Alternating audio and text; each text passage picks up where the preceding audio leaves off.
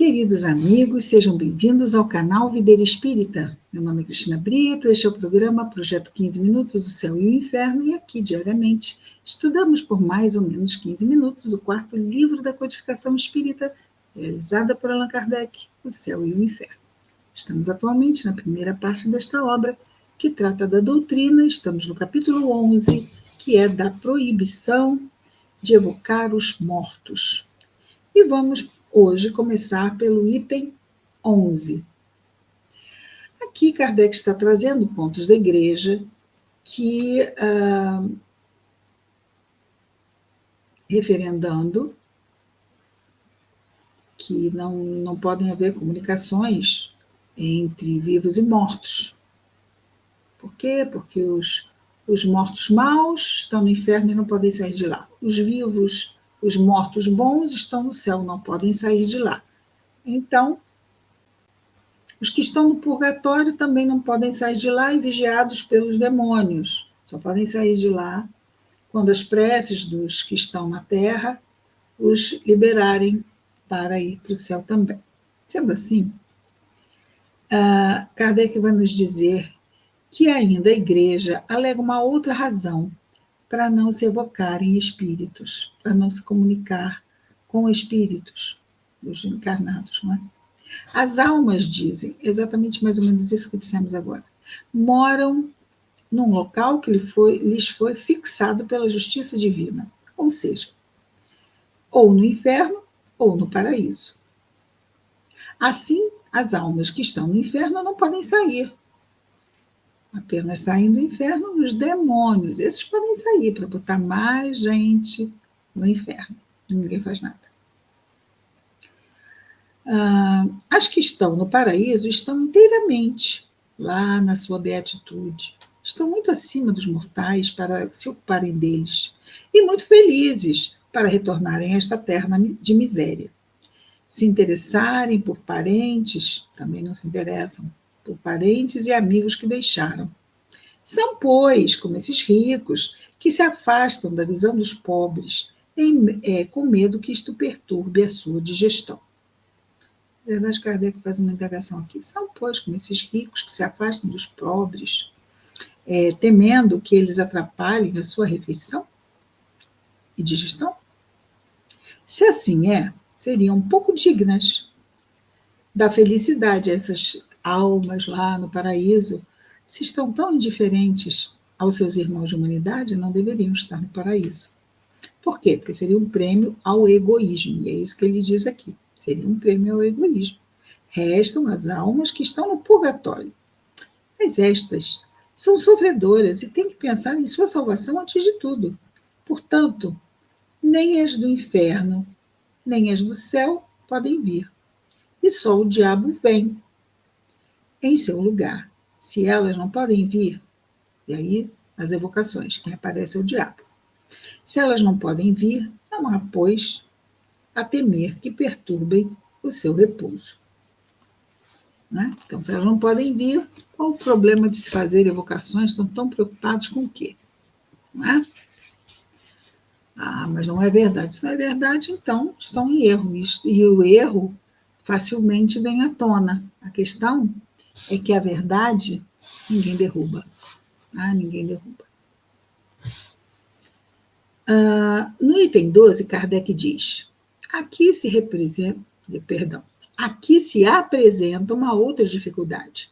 Se as almas que estão na beatitude, lá no paraíso, não podem deixar sua morada afortunada para virem em socorro dos mortais, por que a igreja invoca a assistência dos santos? Ora, que eles também eram mortais e também foram lá para a beatitude, não é?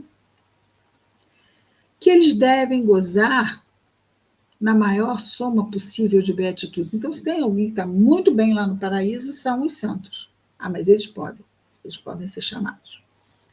Por que a igreja diz aos fiéis para invocar os santos nas doenças, nas aflições, para se preservarem dos flagelos? Porque, segundo a igreja, os santos e a própria Virgem vêm se mostrar aos homens e fazer milagres. Nossa Senhora de Lourdes, Nossa Senhora de Fátima, entre outros tantos santos que se fizeram visíveis após a morte. Mas Nossa Senhora, então, é alguém que aparece em vários lugares. Guadalupe. Porque, segundo ela, os santos e a própria Virgem vêm se mostrar aos homens, a igreja está falando, né? E Kardec está perguntando, por que, segundo a igreja, os santos e a própria Virgem vêm se mostrar aos homens e fazer milagres? Deixam, pois, o céu para virem à terra. Se aqueles que estão mais alto dos céus podem deixar o céu, por que aqueles que estão menos elevados não poderiam? Porque aí já caiu por terra, de não poder sair. Saem. Os santos saem. Estão lá, na beatitude saem. Item 12. Diz-nos 12 não, acabamos o 12, vamos para o 13. Que os incrédulos neguem as manifestações das almas, isso se entende, uma vez que não creem nelas. Imaginam que a morte mata tudo, vira tudo pó, então não existem almas. Então não acreditam que as almas podem ser invocadas porque elas não existem mais depois da morte. Mas o que é estranho é ver aqueles cujas crenças repousam na sua assistência e no seu futuro. Ou seja, aqueles que acreditam na existência das almas e que elas seguem na vida do além. Então, o que é estranho é ver aqueles se obstinarem contra os meios de provar que ela existe. Interessante, não é? Acreditam, mas não querem que se prove.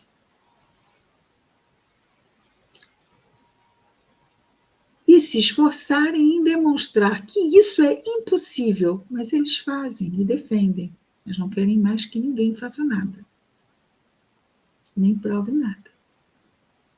Pareceria natural, ao contrário, que aqueles que têm maior interesse na sua existência, porque da existência da alma, aqueles que têm maior interesse na existência da alma devessem acolher com alegria e como um benefício da providência, poder se comunicar, não é?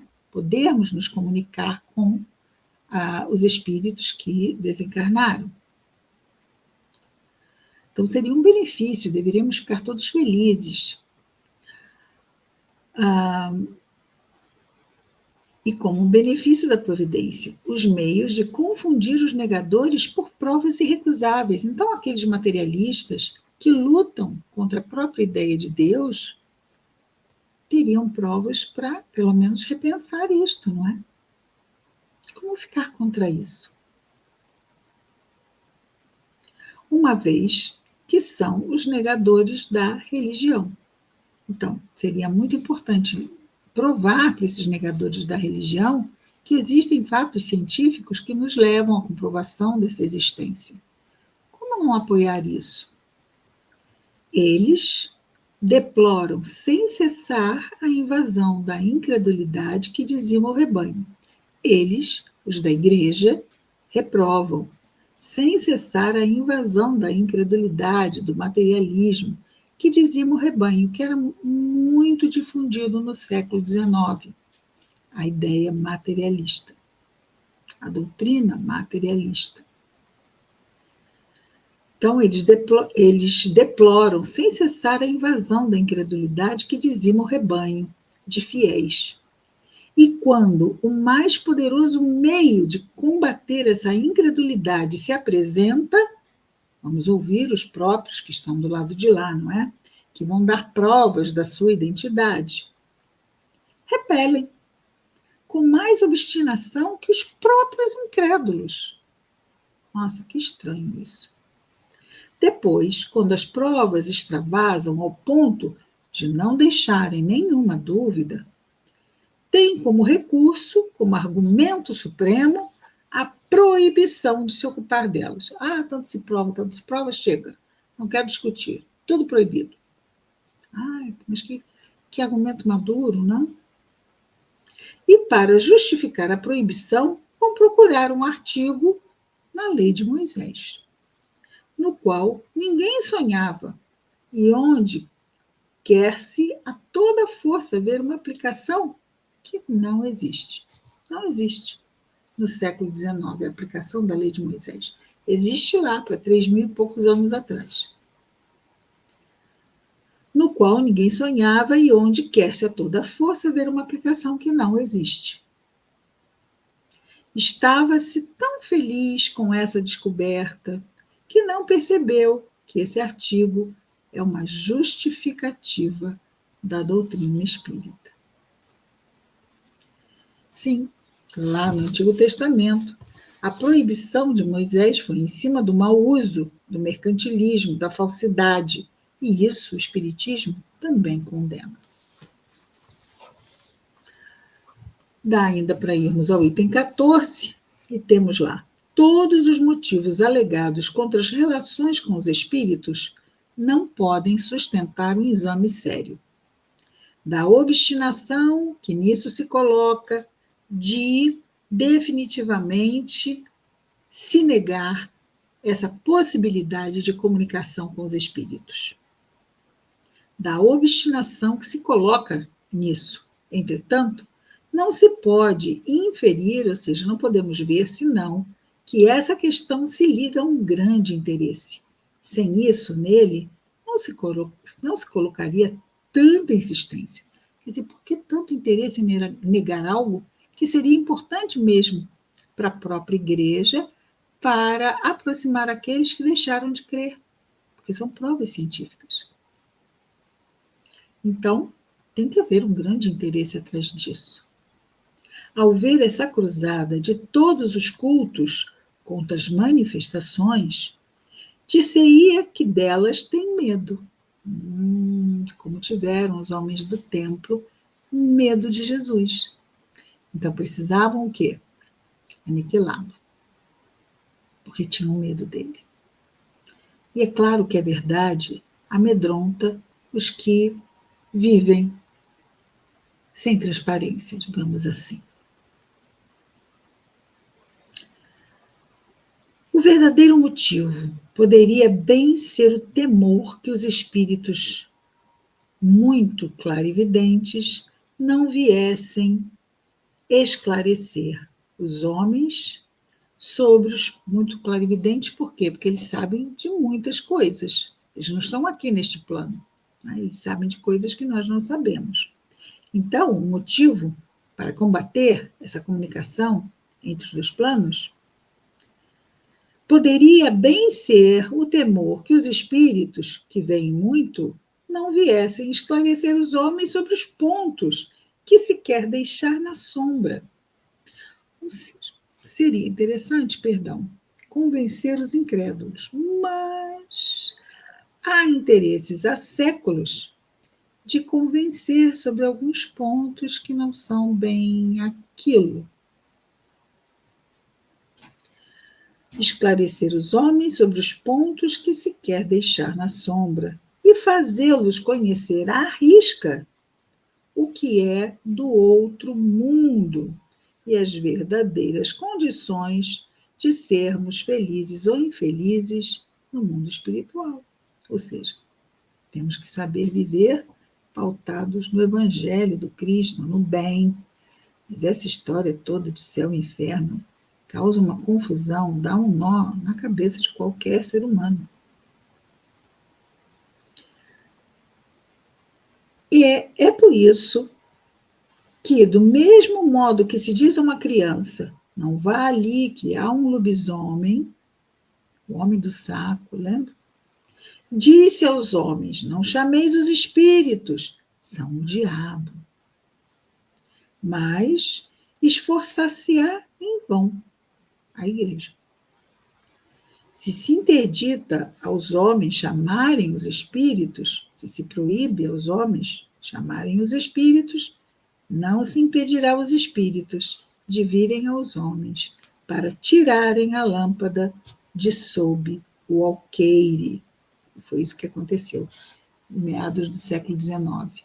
Simplesmente uma invasão dos espíritos nos saraus, nos encontros sociais, eles simplesmente chegavam e começavam lá a bater os pés das mesas, a fazer as mesas girarem, começavam a fazer perguntas, ou seja, era impossível, porque era tão comum, nós não temos ideia do que foi, mas foi tão comum, que já os convites para os saraus, né, que eram aquelas festas domésticas, já vinha assim, com mesas girantes.